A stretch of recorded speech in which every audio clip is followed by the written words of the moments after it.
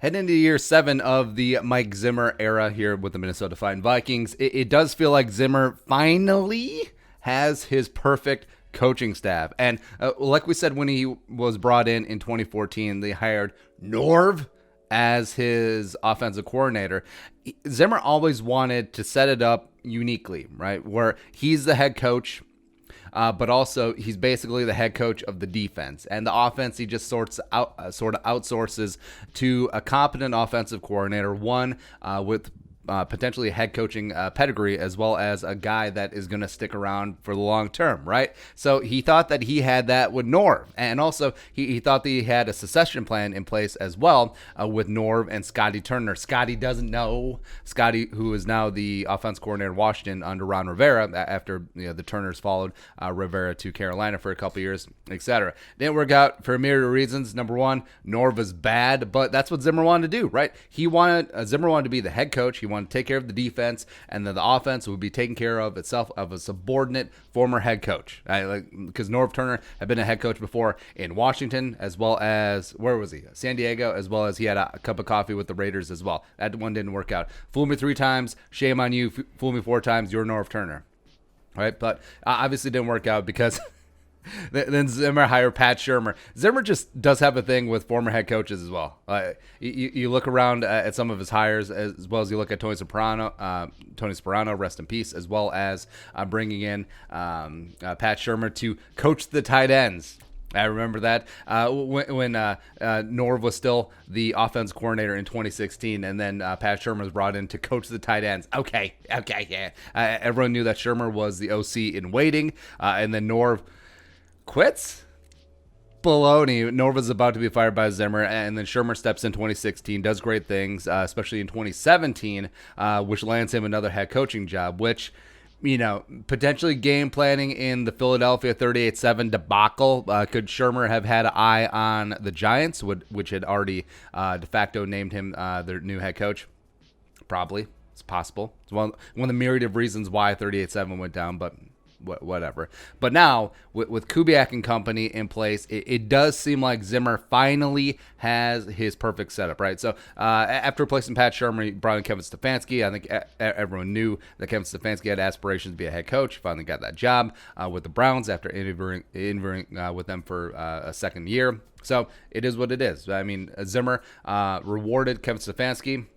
Remember, he was a holdover from the Brad Childress, who was a holdover from the Leslie Frazier regime. So I think Zimmer was doing him a solid, bringing him as OC, but also bringing the Kubiak contingent as a de facto offensive coordinator in waiting, and now bumping him up to offensive coordinator, because Zimmer could have gone a lot of different directions. He could have gone with the outside hire again, even though he may be a little bit snake-bitten by that after what happened to John DeFilippo in 2018. So I think Zimmer finally has in place the staff that he always wanted. He wanted a head coach of the offense. Gary Kubiak is phenomenal at that.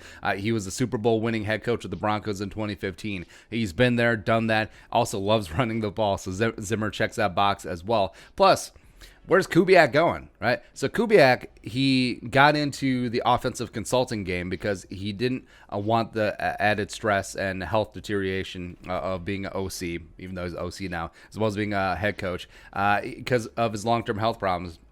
But he wanted to stay in the game. He wanted to stay connected. And I think that role with Stefanski last year was perfect. Now, as we've highlighted on here before, I think that Kubiak is just kind of keeping the seat warm for Clint Kubiak, who's entering his second season as Vikings quarterbacks coach. I think eventually, if the Kubiaks do stay in power here with the Vikings, you will see a passing of the torch there. Maybe it's Rick Dennison, who's been an offense coordinator at times throughout the league with the Jets, as well as with the Bills, but I think it is a Clint Kubiak succession plan on offense, but I think that's what Zimmer wants. He wants stability. He wants to be able to outsource the offense. He wants to be able to turn a relative blind eye to what they're doing on that side of the ball, other than, hey, run the ball. Close that door. All right, so it's a perfect setup, and I think Mike Zimmer finally has things in place, and we'll see what happens, because this is what he's wanted from day one. It's what he wanted with Norv, didn't work out. It's what he wanted with Shurmur, that didn't work out. It's what he wanted with Stefanski, except Stefanski obviously had higher aspirations. Same thing with John DeFilippo. Remember, Sperano was the one who vouched for DiFilippo because they worked together with the Raiders. And Sperano was the one who had bridged the communication gap between Zimmer and JDF, who obviously did not see eye to eye. And with the unfortunate passing of Tony Sperano, again, RIP, that broke down. I think that greatly led into the dysfunction of the 2018 season, as well as his eventual dismissal before the season even ended. But yeah, it is what it is there. And also, defensive side of the ball, I think Zimmer, he's starting to warm up to the idea that maybe he'll give up play calling duties. And as we said, the only jabroni that he will give up play calling duties to will be Adam Zimmer. Guaranteed. I heard that. Right. So now that the Vikings do have that ideal Zimmer coaching staff in place, what are they going to do with it? What are they going to do in 2020? TBD. Yeah. All right, but your thoughts, let us know in the comment section below. Subscribe for daily Vikings takes. You want to support the work, pull us on the Venmo. Plus give us a follow on social media as well. But until next time, Skol, production value.